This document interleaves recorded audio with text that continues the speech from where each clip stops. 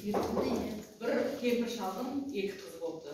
Екі қыз күндіз күн емес, айдес ай емес, өте сұлу қыздардан және білімлік қыздардан болыпты. Олар таң батқаннан күн батқанша дейін үйдің тіршілігімен айналысады екен. Үй тазалайды, суға барады, төңіректі тазалайды, тамақ жасайды. Сондай инабатты, ибалы қыздардан болып өсіп келеді екен. Bir күні екі қыз күндізгі әдетінде суға барады, су алып келу үшін. Суға барып, суға қарасақ, осы су толқын өте шығып, биік толқын шықты да, деңіздің толқынлары шында қайбат келіп, егіз көтеріліш башлапты. Шundan bir қарсақ, әбәкі толқын теңіз патшасы екен. Суның патшасы екен да.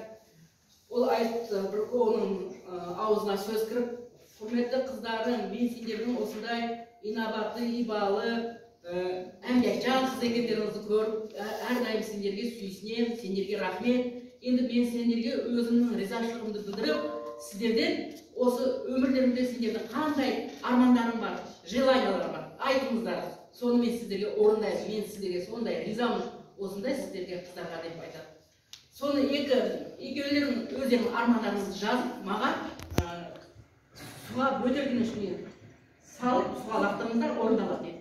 Сонда екі қыз отырады да, бір қызы айтады, өткен қызы жазады, менің осы әжем, атамның денсаулығы зор болса екен, ауырмаса екен, осыларға бақытты өмір сүрсе екен, осылар меніңше болғанда өлмесе екен, осылар мәңгілік өмір сүрсе екен деп жазса, ал екінші қызы ол да ойланып, мен де соны жазсам деп ойлайды, содан кейін бірақ тоқтай тұрып, мен деген маған не керек дейді, оның ішіне бір шайтан кіреді да, ол деген өзіне маған шуба керек, машина керек, алтын керек, анау деп сонымен кіреді, екеуі тастайды. Сонда мына жердегі несі, түйіндісі, адам баласы немене көзі, шайтан алтын көзі пеште жолдан таяды деген, осы жерден келіп шығады екен деген ойды.